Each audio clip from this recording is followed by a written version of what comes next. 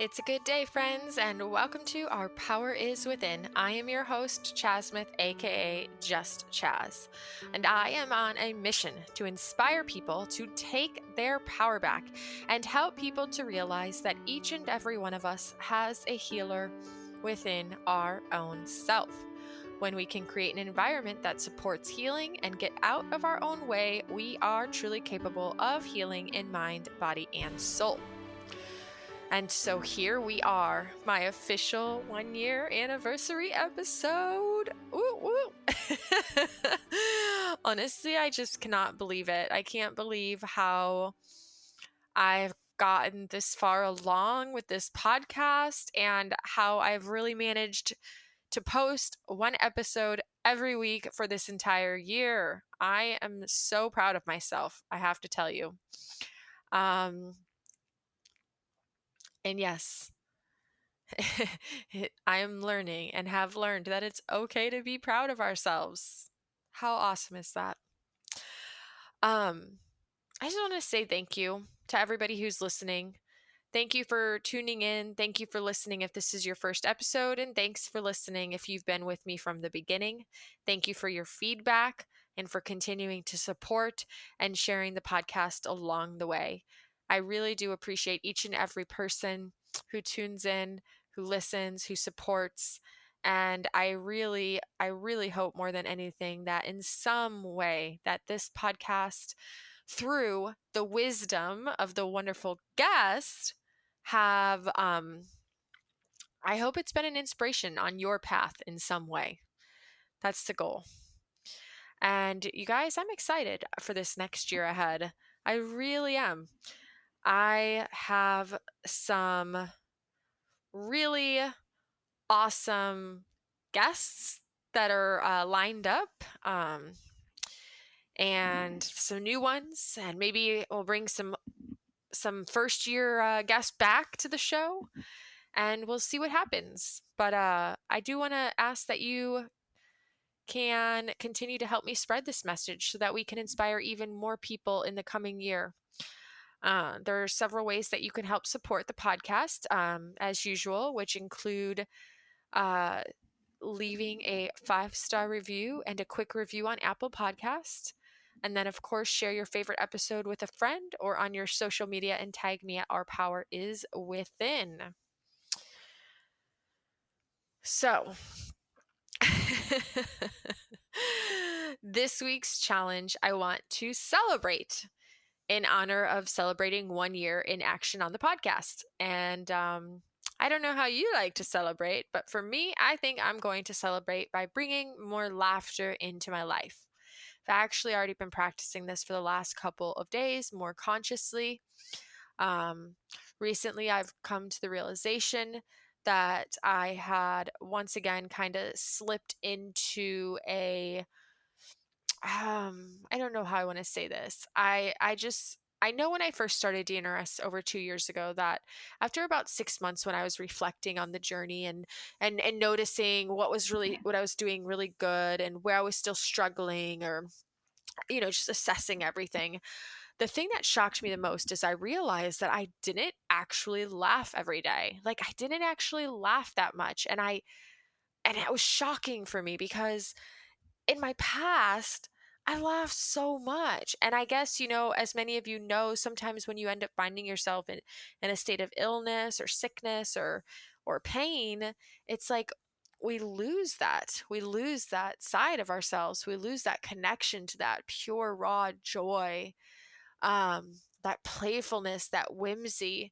And so after those 6 months, when I had this realization, I made a commitment to really start integrating more laughter into my life and to choosing laughter. And if you guys remember, there was an episode with Bianca Spears all about laughter, yoga, and laughter wellness. And something she said was that we get to choose to laugh even when nothing seems funny. It's choice. It's all about choice, right? All of our life, everything in our life is about choice. It all comes down to choice. My life today is a reflection of all the choices I've made so far. So, long story long, I just realized recently that I haven't been laughing as much again. I got to a point where I started kind of just integrating and living life more. But then I let go of and lost connection with some of those tools I was using, like the laughter yoga groups, and there's a laughter WhatsApp group, and these different things that really helped me. And so I had told myself I could do it on my own, but then clearly I really wasn't. So yeah, just in this past week or so, I've come to this realization, and I really want to laugh more. I want to laugh more. When I think of who I am, when I'm unlimited, when I'm just limitless, I laugh and laugh and laugh. And so I'm going to start laughing, because if I don't choose to laugh, then how do I support the neural pathways of laughter and whimsy and joy like that, right? So yeah, so that's what I'm going to do. I'm going to laugh a lot more, and I'm going to laugh even more this week in celebration of 1 year in my podcast. And, there's many of you out there, and maybe you're aware of this too. Sometimes when it's the most challenging to laugh is when we need it the most.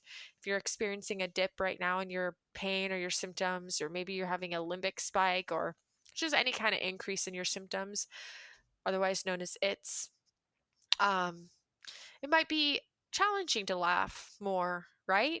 But this is when we need it the most. We really do. So, I'm going to ask you to join me this week for some extra laughter each and every day. Let's just choose to laugh. Let's choose it. Let's choose to laugh even if we don't feel like it. And then just let's laugh at ourselves for laughing.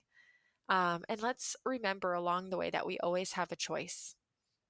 And speaking of choice, you decide how long you want to laugh each day. You decide the goal that feels right for you. Maybe this is brand new to you. Maybe you've never even heard of laughter yoga. You didn't listen to my previous episodes, and you're like, oh, choose to laugh. What does that even mean? And that seems weird or silly. And maybe 1 minute a day is where you start. And that's where celebrating.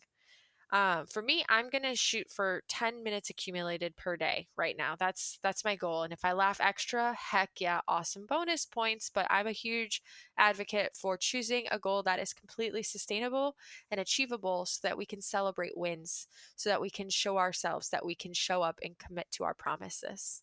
So 10 minutes a day for me. Anything else is bonus points, and you choose how long for you. And have fun with it. Our guest today is Candy Widdifield. Some of you who follow along on the Rewiring Your Wellness blog may know her as Dear Candy, with her super awesome Q&A weekly blog post where she answers your questions that you write in. Candy is honestly, she's just wonderful. She's incredibly knowledgeable, she's wise, and she's so much fun to chat with. I first heard her speak at the Rewiring Your Wellness retreat last year, and I knew right away that I needed to bring her on the podcast.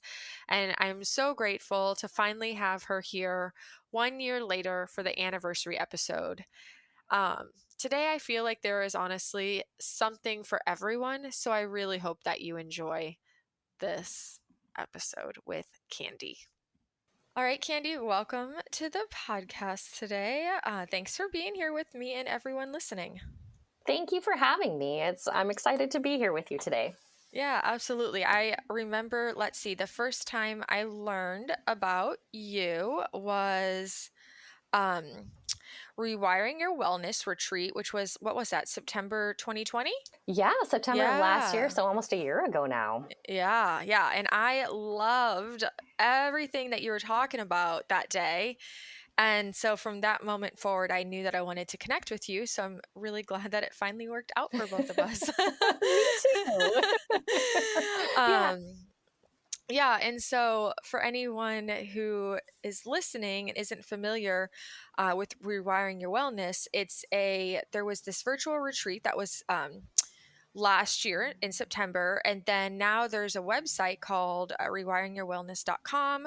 And there are several bloggers, and every quarter sometimes there's new bloggers, and sometimes old bloggers stick around, and Candy is one of the regular consistent bloggers on the website, and she does a weekly release answering your questions that you send in. So keep that in mind and check out that website, and I will drop links in the show notes. um, So, Candy, in addition to that little blurb about you being the blogger for Rewiring Your Wellness, Mhm. I would love if you could just take a few moments to share a little bit about who you are and what you do. Absolutely. So, I am a registered clinical counselor in the province of British Columbia, Canada, which just essentially means I have a master's degree in counseling psychology and practice as a licensed therapist. I do right now primarily wellness coaching for people who are doing some form of brain retraining program, whether it's DNRS or Gupta or Kathleen King's work, or some of the other offerings that are out there, and just helping to support them in increasing quality of life and thriving in resilience and moving more towards optimal recovery. And in addition to that, I'm also a registered Reiki master teacher. So I teach Reiki classes here locally and offer Reiki sessions, sometimes in combination with counseling and coaching, and other times just kind of in and of itself, as a way of boosting the immune system, regulating the nervous system. And finally, the last piece that I do in my private practice is something called the Safe and Sound Protocol, which is a nervous system intervention. It is listening to 5 hours of music, which is split up over a period of time, that works with your vagus nerve to directly communicate with your nervous system to kind of reset the baseline back to optimal health and well-being, rest and digest, and out of a hypervigilant or fight or flight response. And that's been incredibly helpful and powerful addition for people who are doing brain retraining or other programs to really help their nervous system kind of reset. So yeah, it's kind of a combination of all of those things that I do. And I work with people all over the world, primarily North America, but I do have clients in other places as well. So it's great to be able to offer that and to support people in their road to recovery and wellness. That's awesome.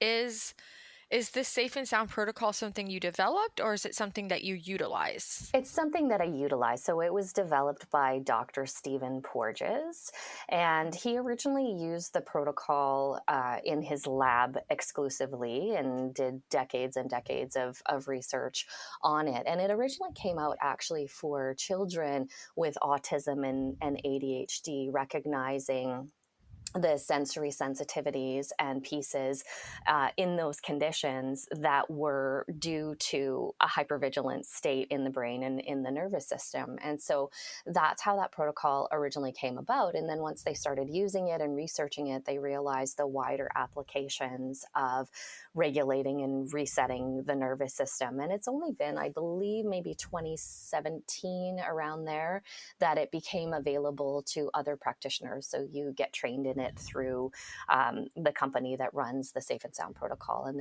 then practitioners can offer that. So it's mostly therapists, either counselors, occupational therapists, people like that, who can offer that protocol. Gotcha. So it's not something that people can do on their own.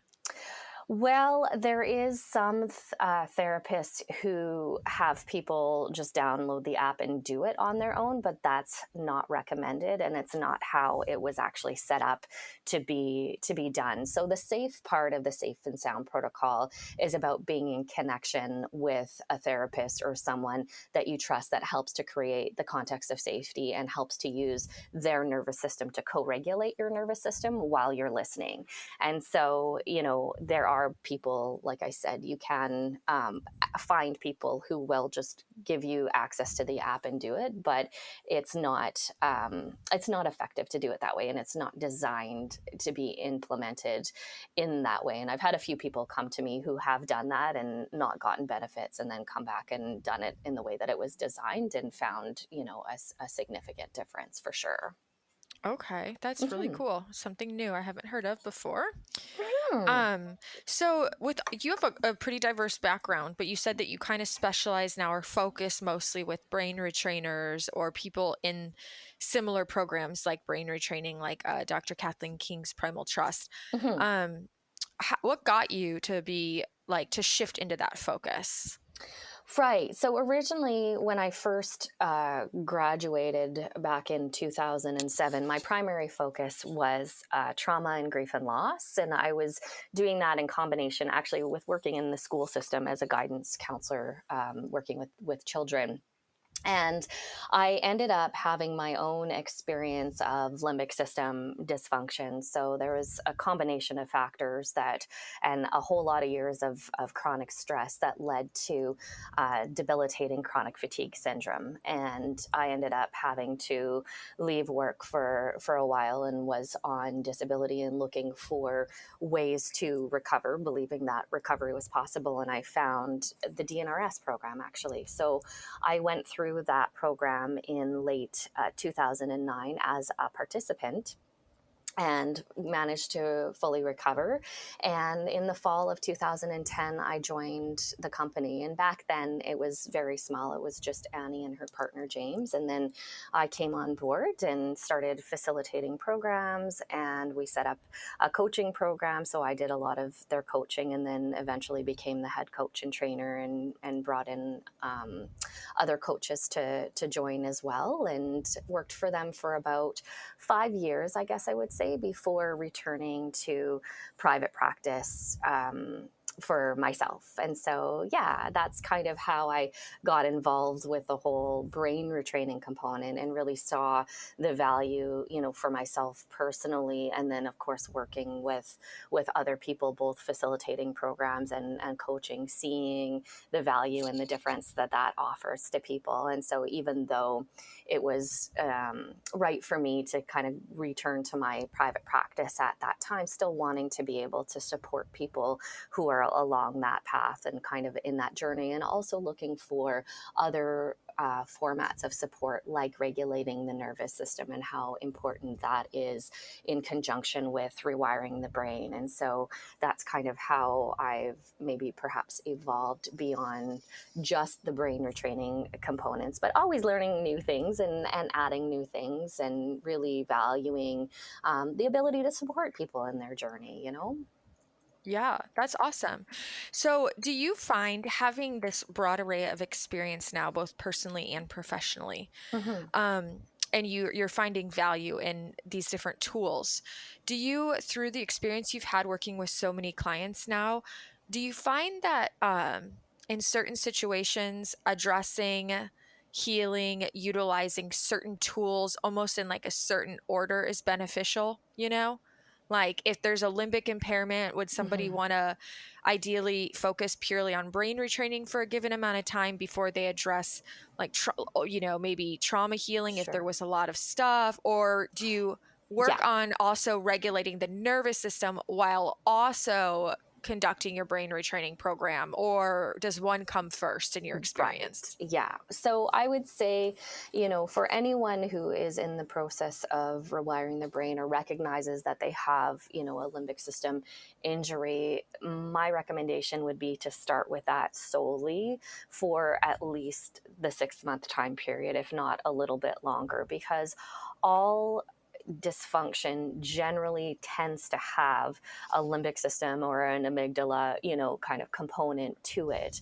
And so by retraining the brain and settling that down and getting some of those pieces out of the way, then we can start to see, what other pieces are necessary or needed in order to optimally recover. Now, that being said, there's lots of people who do recover solely through brain retraining, but part of my focus is really looking at resilience and thriving. So not only overcoming symptoms, but how do we create a new baseline or foundation of more resilience so that when stressors do come into our lives, we're not so easily knocked off balance. So generally start with the brain retraining, adding the nervous system components. So vagus nerve exercises or something like the Safe and Sound protocol can certainly be done in conjunction with the brain retraining.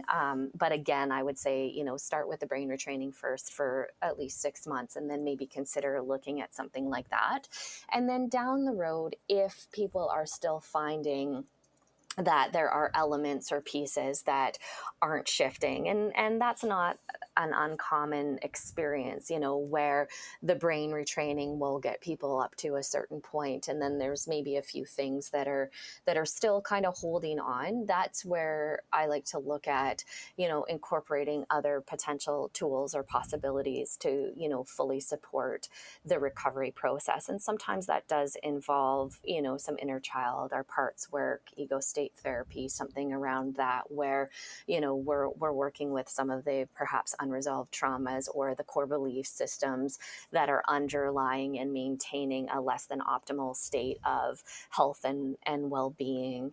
That would be a good time to kind of look at those things. But to try and do that when you're first in limbic impairment is extremely difficult, because you've got that limbic system loop that's running, right? Like the trauma loop that's operating in the limbic system. And when we're stuck in that loop, it's very difficult to discern what actually needs to be addressed versus what's that old broken record that's just playing in the limbic system that needs to be redirected. Those are the old pathways that need to start to prune away, and we, reinforce other pathways. And it's through that experience that then we can start to see, okay, what still is kind of stuck in the system and what maybe needs a little bit of extra support.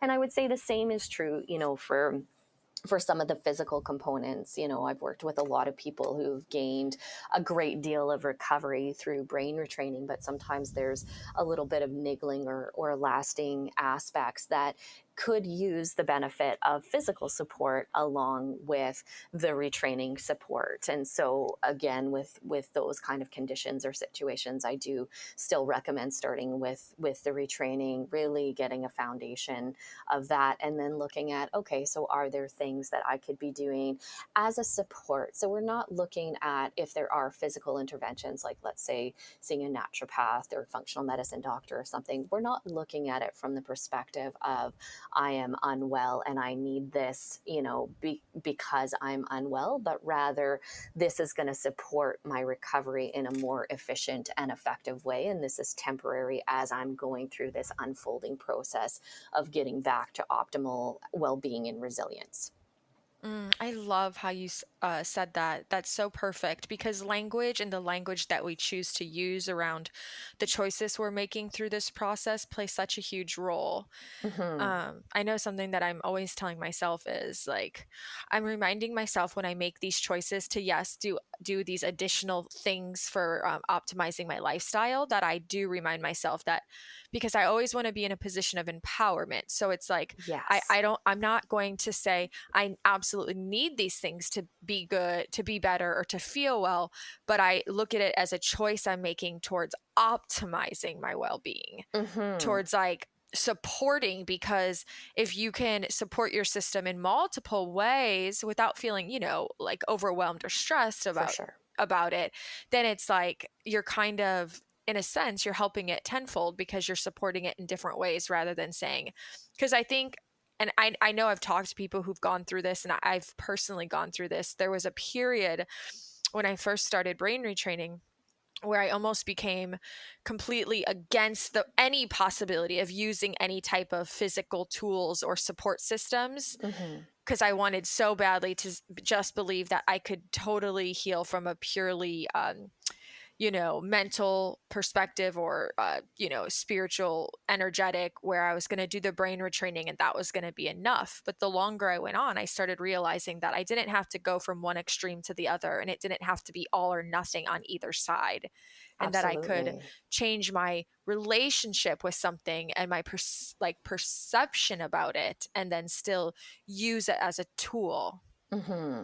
So, Yeah, absolutely. And perspective is everything, right? Like how we orient to our retraining, how we orient to including some of these other things plays a huge role in the impact that that has on our system. And we know from the nocebo effect, which is the opposite of the placebo, is that when we have negative expectations and we're expecting a certain outcome, we will actually release the neurochemistry to create that outcome regardless of whether that would have been, the outcome with what we're doing or not. And so it is really important to be mindful of how we are orienting to things. To me, that is almost as important as what it is that we're doing. And I would say that that applies to the brain retraining, steps and programs in and of itself. Like, I know there are sometimes people get to a point where they've been doing it for a while and they're kind of feeling frustrated about perhaps not having the level of progress that they're wanting, and so they're orienting to their retraining from this place of, oh, I got to do this again, and I don't want to do my rounds, and and as soon as we have that level of negativity or dread or frustration, and we start to entertain that, you're actually offsetting the benefits that you're getting through your retraining process, because that negative orientation or perspective is reinforcing the maladaptive pathways in your limbic system, right? And in your Right. brain. And so it kind of has a countering effect to all of the good that you're doing. And then no wonder, people are sometimes struggling to kind of see the progress or process. And that's also the same as, any physical intervention that we're doing. If we're orienting to that of, I'm not well and I need this and I have to do this because I'm not well, those are messages we're sending to our brain, which will again sometimes get in the way a little bit of getting the progress that we want as quickly as we want. And so we do want to be really aware of what are the thought processes and the beliefs around what we're doing, and how can we, if some of those more negative beliefs are coming up, how can we change things up or reorient our perspective or challenge those beliefs a little bit, so that we're not inadvertently reinforcing the pathways that we're trying to undo. Gosh, that makes so much sense. And you explain things so wonderfully well. Um, yeah, and again, that's another thing I can totally attest to on a personal level is I know there was also a period further, much, much further on in the brain retraining where I did feel significantly better, but I think there was still some stories that I had around, oh my God, but I have to do this or I won't stay well. Oh my God, I have to still do these rounds or I won't continue to get better, where it almost Mhm. becomes this, it's not, you're not doing it with the same, because there was a period where it was so much joy approaching it, like, oh, I felt like Mhm. I'm manifesting and creating, and then there becomes almost this fear that if you don't do it, you're going to not stay well, and that's also again a perception that doesn't support us. So Absolutely. it's Absolutely. interesting to have gone through this and to see all the different layers and the different things that show up at different periods and what we Mhm. get to peel back and what shows up now and how can we shift. And it's very interesting. Yeah, it's definitely a process of unfolding, over Yes. time. You get to kind of different places at different periods of time. And you bring up a really good point. We want to be mindful also of the level of rigidity or inflexibility that sometimes develops after a while of implementing a program, and really recognizing, okay, so when we're in that mindset of, I have to do it exactly this way and I can't, start to let go of these tools, even though maybe I'm better or seeing a lot of progress, that's coming from a place of fear, right? And the brain, the limbic system, we know resists change, and it fears the unknown, and it fears the uncertainty. And so we want to keep in mind too that part of the recovery process of moving towards optimal well-being is eventually being okay with starting to let go of the tools as we are better and better, and to start to really orient our attention away from retraining and back into developing and sustaining a quality engaged life. And I see with clients sometimes that that's a very difficult transition for a lot of people. That there's the fear of letting go of the tools, or perhaps if I'm not implementing them exactly in the way that I was taught at the program, that it's not going to work. And when that comes up, I like to remind people of the importance of really having the underlying understanding of what it is that you're doing, and to recognize that there are a multitude of different ways to retrain the brain. And if we have that understanding of why it is that we're using the tools, or what it is that we're trying to make happen through using those tools, we can take that understanding and we can start to apply it into more of the quality of life, engaged, fun activities that help us to start to get back to living our lives. So our lives eventually are no longer centered around the rewiring process, but still sustaining those optimal pathways as we're, going about, a full life again. I'm glad you brought this up. This is actually super pertinent to one of the questions I wanted to ask you. Okay, great. Um, well, one, let's take part one here. In what ways or what examples could you give in how somebody could utilize those tools as they're creating the life that they, want to live? Like you were just saying, like, how Mhm. can we use them now to support us in creating this life as we're starting to feel better and better over time and shifting? Right. So ultimately what we want to keep going with after, we're done sort of the more formal brain retraining aspects, is the understanding of maintaining the optimal pathways. And how we maintain the optimal pathways in our brain is by continuing to catch, the automatic negative thoughts, or POPs, or cognitive distortions. They're all the same thing. It just depends what term you want to use to talk about them. But really being that curious observer to catch those maladaptive thought processes, and to continue to elevate our emotional state, because it's that elevated emotion that really continues to reinforce the new pathways in the brain, and blocks, the inflammatory response, and blocks the stress response, and all of those parts at the same time. And so we start to look at, okay, so how do I continue to elevate my emotions, on a daily basis, or at various points in time throughout the day, in a way that's more conducive to being back out and living my life. And so that's where, finding activities or hobbies, or things that kind of fill you up, feed your soul, give you a sense of purpose, fun, childlike playfulness, or enjoying creativity, art, beauty, any of those things are valid, very valid, and very useful. And what that looks like is generally different for each individual, just based on your own personal preferences, and what really kind of feeds you, or elevates you personally. And so we want to start to look at, okay, what can I include in my everyday life that's going to keep those healthy pathways optimized and sustained, and to continue, and with the cultivating of the curious observer, and the stopping of the thoughts. And usually by the time people are done any kind of brain retraining program, part of that is really automatic. It's just habitual now, because it's been going on for so long. But it is helpful to have ways of also continuing to support that level of mindfulness. So whether it's some form of mindfulness practices, or perhaps, brief meditations every day, to kind of continue to reinforce and cultivate that curious observer, that can be really helpful for people as well.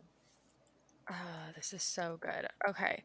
So basically, what you're saying in a sense, regarding elevating your emotional state. Hmm. So we start in this brain retraining program where we're taught tools like visualizations, where we're Hmm. able to learn how to consciously elevate our emotional state on our own through, say, a visualization. Hmm. But you're saying as we begin to feel better and start shifting into creating this life that we want to live, that this can, in a sense, rather than feeling this um, pressure that we need to sit down and purely elevate through like a visualization, we Hmm. can actually go out into life and do an activity or engage or do things that still elevate our emotional state.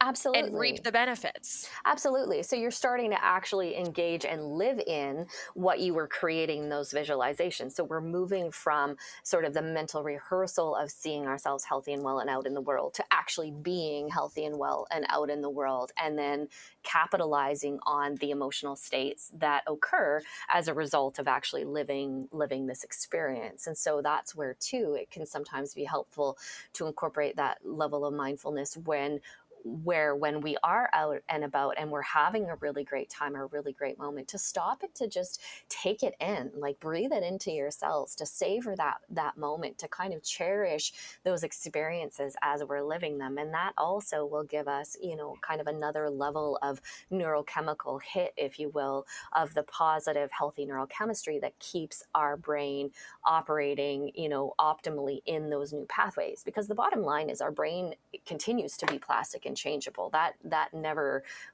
goes away. So we do want to make sure that we're doing things to keep those healthy pathways reinforced in small ways, so that that continues to be the dominant way that our brain operates. And then that also contributes to a level of resilience, so that when we do encounter, stressors, or life happens, because inevitably it does, right? When we're engaged in the world, life sometimes happens and things are, not always just swimming along beautifully.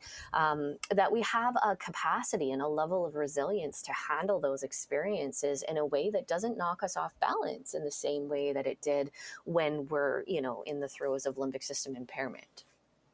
Right, right. This is so good because um I know through conversations with people, and again admitting myself, that there was a period of time where I would feel better and I would get to go do the things I loved, and it would bring me so much joy and gratitude and peace, and yet I felt this pressure in the back of my mind that, oh, well, while you're here, you should still do a round, or you should still do Mm. a visualization. And then, like, there was this other part of me that really struggled with that, which was like, wait, why would I take myself away from this beautiful moment to Mhm. like mentally rehearse something when I'm here living this moment? I can just be in it, you know? Exactly, exactly. So that's that transition from, mentally rehearsing to actively engaging, and, being okay with that transition, which is a little bit of a process of letting go for some people. It's like, Yeah. it's kind of like the training wheels, the rounds and so on are kind of the training wheels on the bike, and you're starting to let that go and be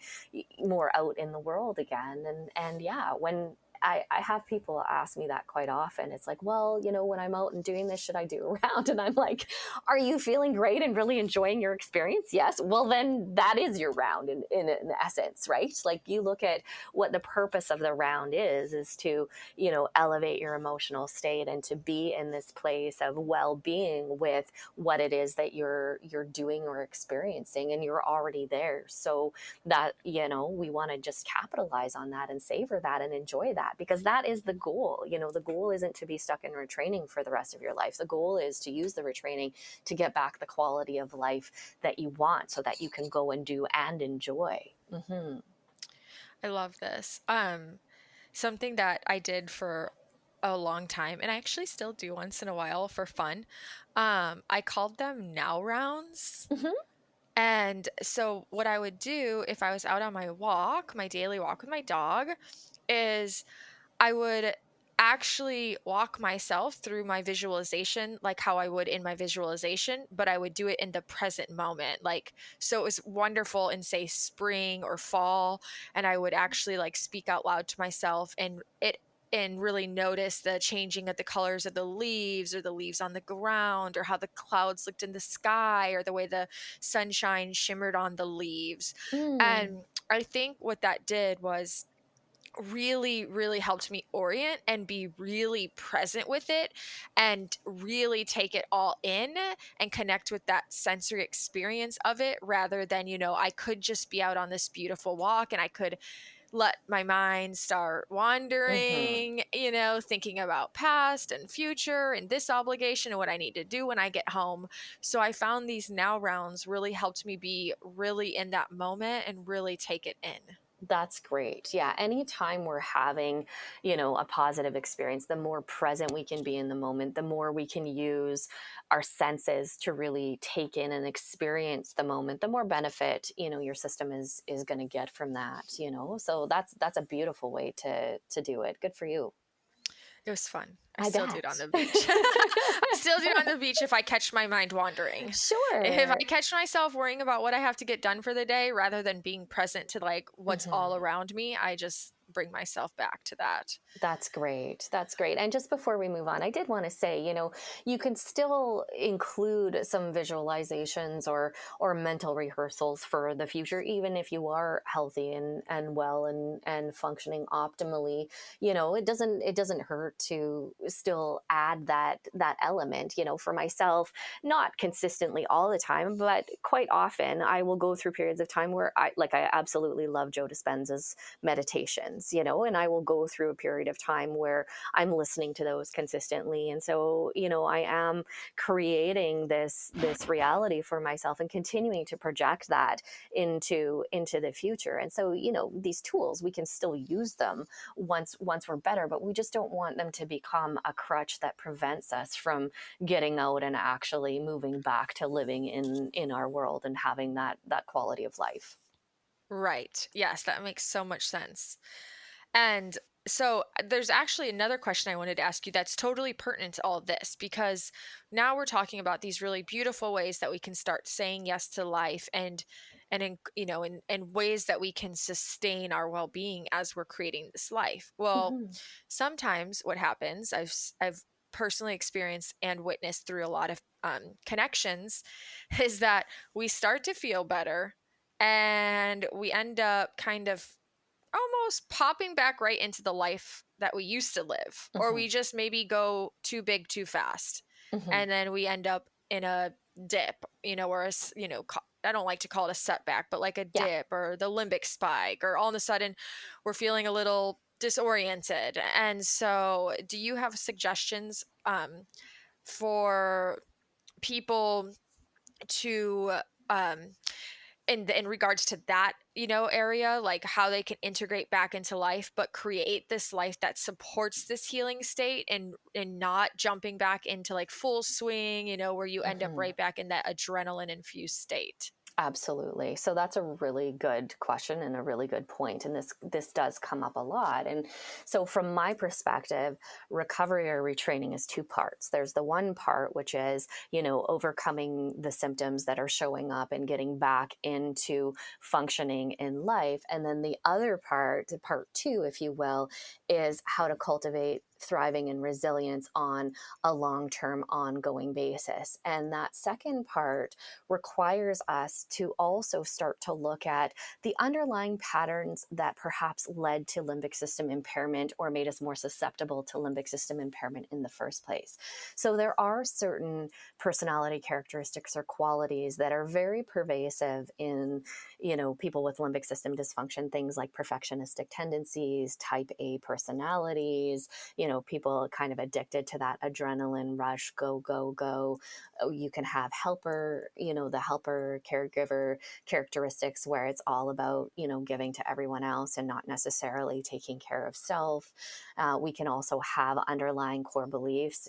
Our core beliefs are developed usually by the time we're about the age of 6, based on what's imparted to us by primary caregivers and the people around us. So we can have belief systems that are also, conducive to not necessarily health and well-being or optimal functioning or taking care of ourselves in the way that we really need to for well-being. And so part of the recovery process, and this is where I think the Gupta program, from what I understand, I haven't taken it personally, but I've talked to lots of people who have, does a pretty good job of starting to look at, some of those personality characteristics that can sometimes contribute to limbic system dysfunction. And I certainly do that in my coaching sessions with people when they're at that point in their recovery, to start to bring to conscious awareness some of these underlying patterns so that what we're sorry, we can't change what we're not aware of, right? So by bringing it to awareness, we can start to address it, and we can start to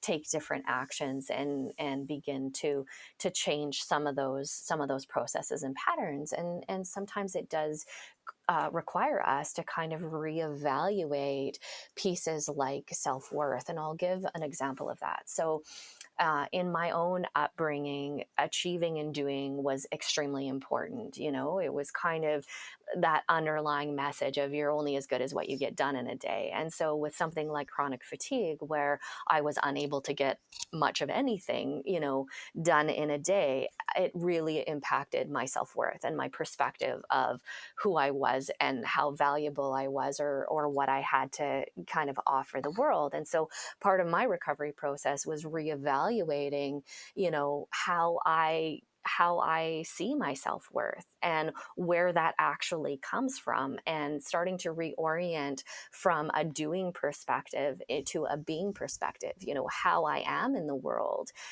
can bring worth and esteem and value to my life, you know, even in how I interact with other people, how I interact with myself. And so it is important to start to become aware of, okay, what are those underlying tendencies, and start to challenge them. And the beautiful thing about recovery is we get this unique opportunity to start to create a life again, as we're putting our life back together in the way that we want, and to really start to look at what's important to us, what we value, how we want our life to kind of play out, how we want to be in the world. And oftentimes people, you know, we'll get a little bit anxious about that. It's like, okay, well, if I give up my go Mach 2 with my hair on fire tendencies, which was certainly one of mine, you know, like, then who am I? How am I in the world? You know, and what does that mean? And you know, the beautiful thing is, as we're going through this process of recovery and we're starting to get out in the world again, we can start to experiment and play with the possibilities of how we want to be, and we can try on, you know, different ideas or different ways of being in the world, and see how it fits for us. And it's a process of unfolding. It's not something that we have to kind of figure out today and have, you know, perfect. If something doesn't fit, we can change it. If we start to butt up against, you know, maybe another belief system is coming up, we can work with that. We can start to unfold that in a different way. We can start to take action in a different way, you know, that's a more conducive to optimal well-being, and will stop us from going to that place of, you know, just right back into the old patterns. And then sure enough, you know, another massive stressor or something comes along and you're back into, you know, limbic system impairment. We don't want to keep going through that cycle. And so in order to stop that cycle, it is important to kind of look at these underlying pieces. Right. Yeah. What this is good. Okay. What do you say to somebody though that does end up in that setback? What is your suggestions for them to get to now navigate getting back to well-being once again? Right. And so setbacks happen, setbacks occur, and, you know, we can recover again. And the beautiful thing about if that happens is they've already done it once, they've already recovered once and gone through it. So they know they can do it this time, right? Whereas the first time we approach limbic system retraining, there maybe is a little bit more of that doubt, right? And so to keep in mind that sometimes that happens. And so to start to really get back on track with the tools again, to start to actively implement whatever brain retraining program they're doing again.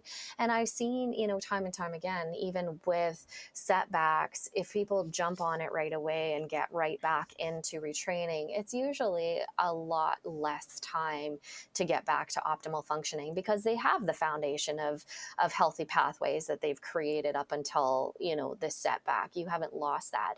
And because the setback just happened and you're jumping immediately into retraining, there isn't really the opportunity for those maladaptive pathways that are now showing up again to really take hold or take root in the same way that they maybe did the first time around, because often, you know, people don't come to the programs or find the programs right away. So those maladaptive pathways have had a bit of time to kind of get established or get reinforced. And so it is often a much easier process, you know, second time around or third time around or whatever, there. And, that's also a good opportunity to start to look at, okay, so let's actively get back on the horse and really implement the program and get to that place of well-being. And then let's take some time to work on, how to identify some of those, underlying patterns that might be contributing to keeping your system a little bit less resilient, and start to look at, how we can support your system in a variety of ways to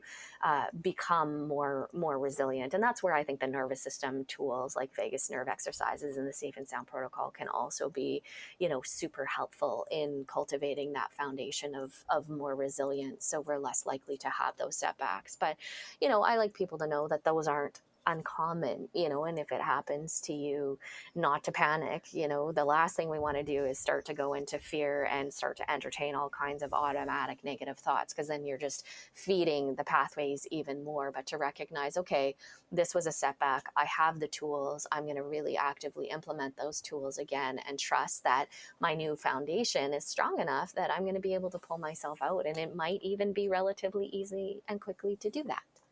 Yeah, yeah, not to panic. And also I would say not to beat yourself up, like not to get into that like place of judgment, like, oh my gosh, you did something wrong, you did it Right. again, that Yeah. like stream of thought where, oh, how could I do this, or how could I Mhm. let this happen? Like none of that stuff. Absolutely, absolutely. And that is another pattern. I'm glad you brought that up, because that is another very common pattern with people with limbic system impairment, is really hard on self, like that self-criticism, self-judgment, really high expectations for self. And that's why, as I talked about in my presentation for Rewiring Your Wellness, the importance of self compassion, to start to bring in that level of gentleness and loving kindness and self compassion toward yourself and toward the process, right? Of, okay, yeah, something happened. And sometimes, yes, maybe we could have foreseen that, but you know what? We're human, and we all make mistakes, and that's okay. That's part of the human experience. And sometimes it more happens that something happens to us, like let's say a car accident or something like that, that maybe isn't your fault, and something happens. And sometimes the other place people can go is, that sort of, why me, and why is this happening again, and am I not, worthy and deserving of well-being? And that's why the universe is creating these experiences to kind of bring back. And that's not the case. It's just, sometimes life happens and things happen, or perhaps we haven't quite, learned what we're meant to learn, or have gotten as much out of the recovery in the way that is most optimal to us. So we're being given another opportunity to take it to a deeper level, of our own well-being and thriving. So we want to really just be gentle with self, for sure. Yeah, I love that you just said that. That's so important. I know that means so much to me. I think it's so important to just, for myself anyhow, to always bring myself back to that and Hmm. remind myself that there's a reason, like everything in life is actually happening for me. And how you just said, like, maybe this is just an opportunity for me to like deepen my practice or Hmm. heal on even a deeper level that I hadn't experienced the first time. Or I remember all through the first like 2 years, if I had any limbic spikes or dips, I honestly always felt like after that came always a major breakthrough. For And so it's sure. just like a reminder that, hey, this is just another opportunity for some major breakthrough, or a new like learning at an even deeper level. And yeah, possibly peeling back some other layer of myself or a part that's not serving me. So Absolutely, absolutely. And when our intention is to really have that deep healing so that we can have an optimal quality of life and thrive, we will be presented with opportunities to go deeper with that, or take that even more deeply if that's what's required or needed. And, I've certainly experienced that for myself as well. 5 years ago, I had car accident that created a bit of a setback, if you will, or a spike in some of the things that I thought were completely resolved. And so it gave me an opportunity to start to explore a little bit more deeply. And that's when I came into contact with the Safe and Sound protocol and a deeper understanding of nervous system and nervous system regulation, and how that fits with resilience and how it contributes to a deeper level of resilience. And now, I'm so grateful for that experience, because without that, I'm not sure I would have found that program, for myself, or to be able to work with that with other people. And I see how profound that understanding is, and that, those tools, whether it's Safe and Sound or other nervous system, tools, how that is such a crucial piece in cultivating resilience. And so, yeah, these things do happen for a reason, and there often is a silver lining on the other side. We don't necessarily see it in the moment while it's happening, but afterwards, you can kind of see why things played out the way that they did, and the gift that came because of that. That's awesome. Yeah. So, okay. So, obviously, like we're talking about, sometimes life happens. Sometimes things just happen. Like you couldn't foresee this car accident. Hmm. And then we can be grateful that we have these beautiful tools to use. Hmm. Now, do you sometimes we almost know that there's going to be a stress, like a major stressor in our life. Like we can see it coming, Yes. For example, like you know that your dog is really sick and they're dealing with cancer, and you know that there's going to be a day that you have to put them down, like make that Right. hard choice. I say that because that was a personal experience I recently had. Yeah. Or a person who's got like a sick parent or Right. whatever, there's just different things that can be a high level, like considered a high stress experience. Hmm. Do you have suggestions for somebody to, in a sense, better prepare Hmm. to navigate through these experiences? Yeah. So, what's really important when we know that there's a stressor coming up, that we do everything that we can to optimize, the healthy pathways in the brain. So elevating emotional states, really staying out of the automatic negative thoughts, that might come up, is really important. Now, that being said, those things will provide a buffer to be able to handle experiences. But the example that you gave is also an experience that includes a component of grief or a component of loss. And that's a little bit different than, let's say, a stressor like maybe we're moving. Moving is stressful for anybody, limbic system impairment or not, generally speaking. And so, using the tools, like I said, upping your practice, really, pacing yourself, taking time to have moments of fun or elevation, even while you're in the process, let's say, of moving, really setting it up so as soon as you get to your new place, you instantly make and create positive memories in that space. All of that, those kinds of things, is going to be, a buffer and to contribute to a little higher level of resilience. Now, when you're talking about the loss of a loved one or a pet or an impending loss, you can kind of see it coming down the pipe. There's another aspect to that where, this is life happening, and that it is important for us to be able to feel the feelings for the things that we cannot change or control, and to allow ourselves to have that emotion to move through us. So emotion is energy in motion. It's meant to be something that moves through our system. And if we treat that in the same way that we would treat, let's say, the moving stress, for example, that I just gave that example, where, we're shutting down any kind of thoughts or emotional states, and we're only elevating our emotional state, that stuff is going to build up in your system, and it's going to be like a pressure cooker or a volcano, where eventually it's going to have to come out. So what you're better off doing in those situations is giving yourself time and space to feel the feelings for the things that you cannot change. Maybe consider doing a little bit of expressive writing, like I've talked about in my blogs, where you're, 10 to 15 minutes for perhaps up to 3 days in a row, where you're writing your deepest thoughts and feelings about what's coming up, or the transitions, or the changes in life, or the thing that you can't control, and how you're feeling about that, to be able to allow that energy and motion to move. And then outside of the time that you're setting aside to be able to feel those feelings for the things that you cannot change, that's where we want to implement, the brain retraining rules and tools of, we don't let our mind necessarily perseverate on it. We want to still do things to elevate our emotional state when and where we can, and to allow that little bit of buffer as well as we're going through this life process. And to me, well-being involves our capacity to be flexible, to be able to change in and out of states like that. That is an underlying foundational component of resilience. So whether it's cognitive flexibility of being able to take ourselves in and out of thought processes, nervous system flexibility to be able to move from a stress response back into growth and recovery, or more of this emotional and psychological flexibility that we're talking about being able to give ourselves time and space to grieve, and then coming back to that place of well-being and optimization of the brain and neurochemical pathways. Does that make sense?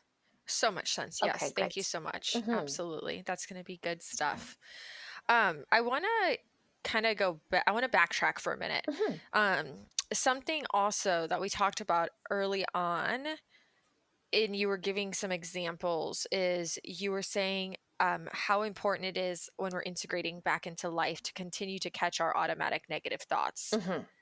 And I was wondering if you have any examples of how somebody, whether they're very early on in their brain retraining and healing Hmm. program, or whether they're already integrating back into life, do you have some examples of how people could improve this skill? Because it is a skill.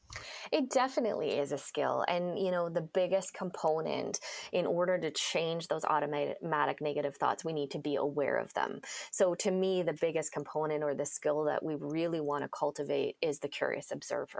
And the best way to do that is through mindfulness practices or through, periods of meditation on an ongoing or regular basis. So by mindfulness practices, I mean, there's a multitude of different ways, but that could look. But a good example of that would be like what you were talking about your now rounds, where you're in the moment, in the present, taking in the sights and the smells and the textures and the colors and all of those parts, to really be present and focused in the moment, and then connecting with the one who's seeing or noticing that you're present and focused in the moment.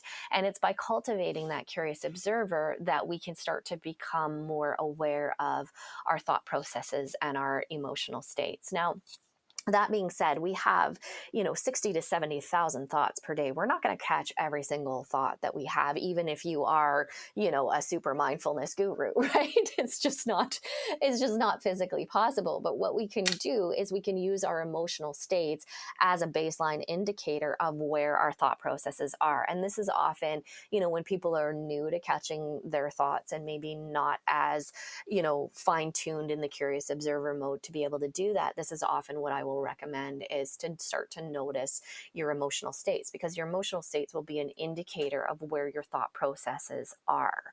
And so, if our emotional state, if we're noticing we're frustrated or we're irritated or we're angry or we're, resigned or whatever that happens to be, and you notice that state within you, you can go, okay, what was I just thinking about? Or what are the thoughts that are coming up right now? And it gives you an indicator. It starts to help you discern, okay, so what are the more common thought processes that we might have that aren't optimal for us to entertain. Another way to do that as well is to ask those closest to you that you have a loving and trusting relationship with, where you can even take them through your list of automatic negative thoughts or cognitive distortions and say, which ones do you notice that I do, and get some feedback, because we all have blind spots. We all have areas that we're not necessarily aware of, that those closest to us or around us can see. And so then once it's brought to conscious awareness, oh yeah, I notice you fortune tell a lot. You kind of predict what's going to happen, for example, when you go and do something. So that becomes into our awareness, and then we can start to look for that pattern or that process.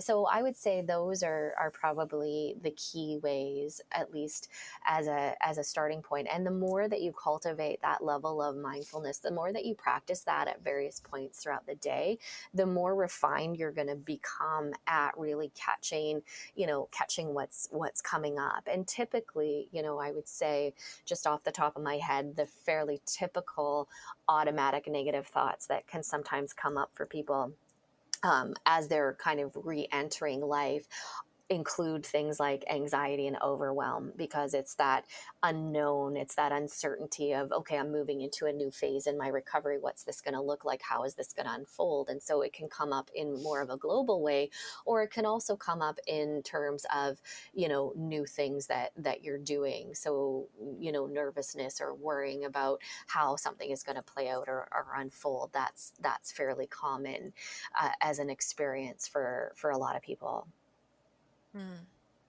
Wow, that's so true. Yeah, Oh my God. because the limbic You system fears the unknown, right? And that's part of why we yeah. mentally rehearse, why we have visualizations. And so, when you are visualizing and when you are moving into that place of moving more back into quality of life, have not just like the big grandiose visualizations, but have the little day to day, like stepping stones of, doing things and going places that, would maybe considered to be smaller, but you're preparing your brain, you're mentally rehearsing going and doing more, so that when you actually get there, you're less likely to trigger that fear of the unknown, and that can be really helpful as well. Yeah, that's so good. And just even hearing you say that is so good because it's like, "Oh, I'm not alone. That's common. Okay." Totally. Other people are doing this too. Yeah. Yeah, it's not just me. Yeah.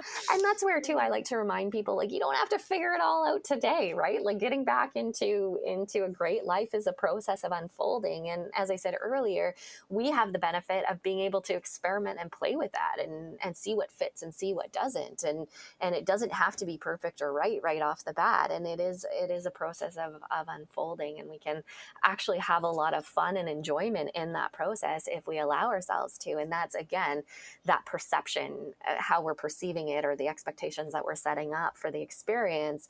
If we have the perception of, this is a beautiful opportunity to create a life that I want, and you're coming from it from that place, it's going to be a very different experience than coming from it from a place of, oh my gosh, what am I going to do? What now? I got to figure this all out, right? Right. Yeah. No, that's totally true. And I can relate to all of that as well. And it's such a good reminder, like, wait, you don't like you just spent like the last however many years just focused on feeling good. You don't need to have your whole life figured out right now. But Yeah. especially when we're a little bit older, I can attest to like feeling that underlying pressure Hmm. of feeling like I should shoulding on myself. Oh, Right. I should have this all figured out. I should know Yeah. exactly, when you go through a period where you're not even you're just trying to have enough energy to get through the day, Hmm. and then you're feeling better. It's like, no, you're not supposed to just have it all figured out. You're not supposed to just know exactly how you're going to go out back into the world and make your money and do all these things and have your Hmm. career, lined up. And it's okay. It's okay if we don't know it at any age. It's okay if we have to, if we need time to figure it out. And I love how you remind us to like make it a fun experience and play with it and Hmm. experiment and explore. Like it's doesn't have to, it's just another way that rigidity can show up in our lives. So Absolutely. And it's that underlying drive that you're talking about that we want to be really mindful of as we're returning into the world, because that drive is limbic system dysfunction. And that drive is often what has contributed to the development of limbic system impairment, or certainly a vulnerability where then other things have come in and created an impairment in people. And that's part of that, type A personality, perfectionistic, all of those pieces that we were talking about earlier. So as soon as you're feeling that drive and pressure, we want to treat that as a pop or an automatic negative thought and start to challenge that a little bit, for sure. And yeah, and sometimes too, people are trying to make up for lost time, right? That's the yeah. other piece. It's like, okay, so I'm at a certain age and my life should look this way, and I lost all these years, so I have to like cram it all in right now and try and make up for lost time. Again, that's a fear based, that's an adrenaline based, a stress based perspective that is driving, that's the limbic system impairment that's driving that. And so we want to be cautious and careful about that, and really, no matter how many years that we've lost, and maybe we aren't at where we thought we would be at this point in our lives, that's okay. We can feel the feelings for the things that we cannot change, like I was saying earlier, and then start to cultivate the life that we do want. And it's not about, trying to fit in what we missed out on. It's about, how do I create great quality of life from here moving forward? And even just taking the time to be present and to savor, that's giving a richness to your life that, a lot of people miss out on throughout their whole lives, limbic system impairment or not, and so we can start to have a level of richness of life, if we're willing to slow down and take the time and be mindful and aware, we can start to have a level of richness of life that wasn't available to us before. And that, sometimes that can more than make up for what was lost. Yes, absolutely. Absolutely. Okay, Candy, I have all these other questions I intended to ask. This is Yeah. very normal. I very rarely ever get through all my questions. Yeah. I could keep asking you all these questions all day because I love how you explain things. Oh, thank You have you. such a really rich understanding, and I think your diverse background, both professionally and personally, really help you to make so much sense of all this in a really Mm. beautiful way. Mm. But I want to be mindful of time. Of course. And I'm open and willing to do this again. If you have lots more questions, we can totally do this again. I would love to do that. Awesome. That's good to hear. Mm-hmm. But as my kind of closing question before we talk about where people can connect with you and all that good stuff, Mm-hmm.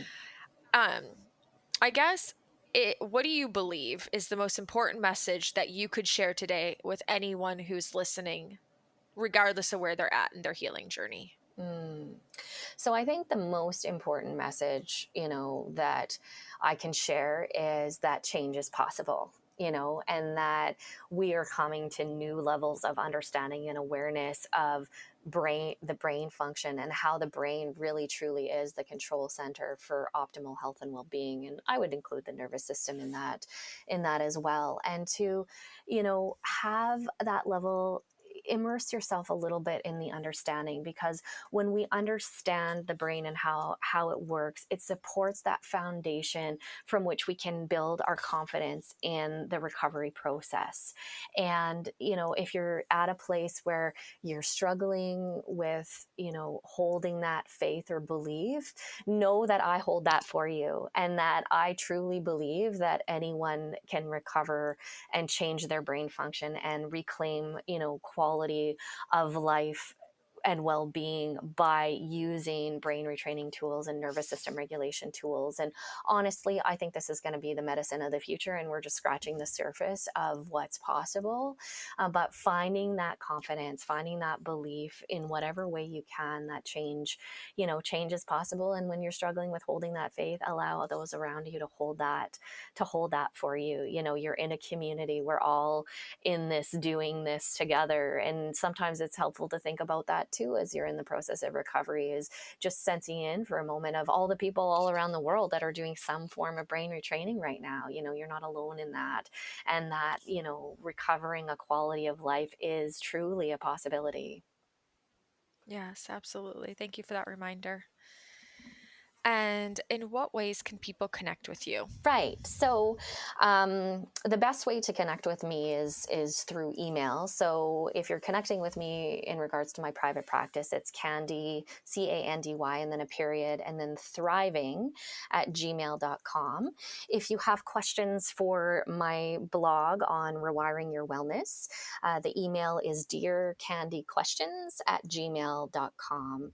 Now, that being said, my private practice, my coaching practice is full, and so is my wait list at this point in time. So unfortunately, I'm not able to work with, any more individuals personally at this point in time. But like I said, if you have questions and you want to fire them to me and I can answer them on the blog, I am more than happy to do so.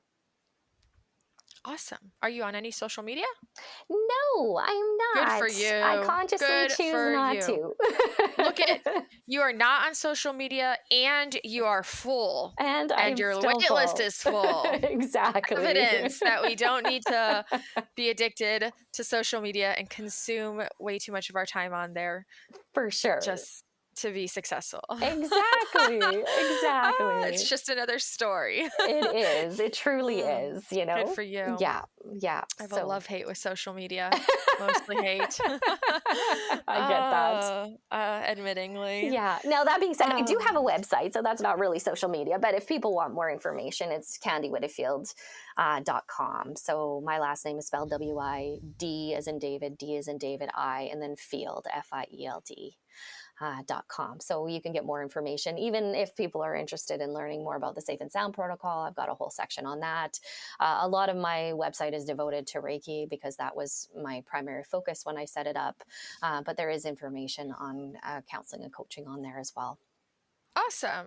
Hmm. Well, I just wanted to say once again, thank you so much for being on this podcast with me because I really appreciate the wisdom that you've shared and how you're able to articulate everything and really break things down for us to understand. And you've really brought to the table some really beautiful reminders. So thank you so much. Oh, you're so welcome. Thank you for having me. It's truly been a pleasure. Wow, you guys, didn't I say she was awesome? How about that? We had so much cool stuff that we got to dive into in this conversation. Please consider sharing this episode with a friend who you think could benefit from it. And don't forget to laugh, laugh, laugh. And until next time, create a great week.